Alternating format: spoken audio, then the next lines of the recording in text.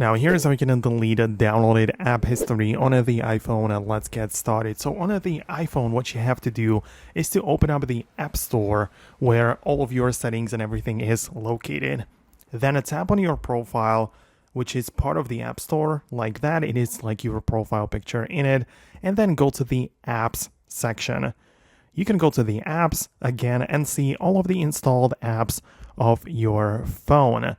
What you can do is to swipe left on the individual things and hide that item. So this will allow you to delete the downloaded app history.